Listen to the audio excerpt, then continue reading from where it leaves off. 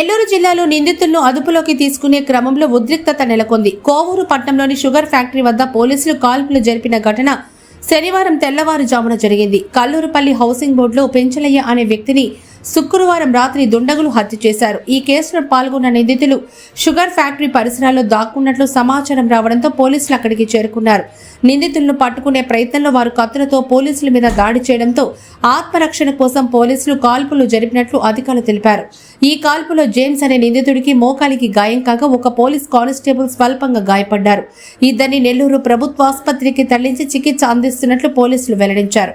ఈ ఘటనపై కేసు నమోదు చేసి మిగిలిన నిందితుల కోసం గాలింపు చర్యలు చేపట్టారు.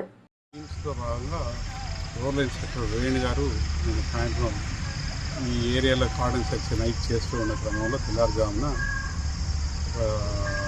గుర్తు తెలియని అగంతకుడు హెడ్ ఆదినారాయణపై అక్కడ ఎవరో కదిలి జరుగుతుంది, ఎవరు నువ్వు అని చెప్పి అడుగుతూ ఉంటే అతను సడన్గా కత్తి అతనిపై దారి చేస్తుంది. ఆ క్రమంలో ఆయన ఎడమ షోల్డర్ పైన గాయం జరిగింది. అలానే చేతిలో దెబ్బడితే అరిచేతి మీద కూడా గాయం. దగ్గరలోని ఇన్స్పెక్టర్ ఆయన రెస్క్యూలోకి వెళ్ళి వెంబడే వాళ్ళు గ్రౌండ్ కాల్పులు జరిపి ఆత్మరక్షణ నిమిత్తం అతన్ని ప్రివెంట్ చేయడానికి ప్రయత్నం చేస్తే మళ్ళీ కత్తితో పైకి వస్తున్నారని చెప్పి కాల్పులు జరిపారు. దాంట్లో భాగంగా ఆయన గాయపడ్డాడు. కాబట్టి ఎవరో ఆ వ్యక్తి అని చెప్పి పరిశీలిస్తే నిన్న జరిగిన హత్యాయత్నం కేసులో జేమ్స్గా గుర్తించారు.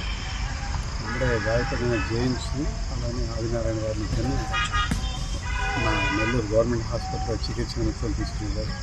ఇద్దరికి వైద్యులు చికిత్స చేసిన తర్వాత కూడా బాగానే ఉన్నారు, ఇబ్బంది లేదు.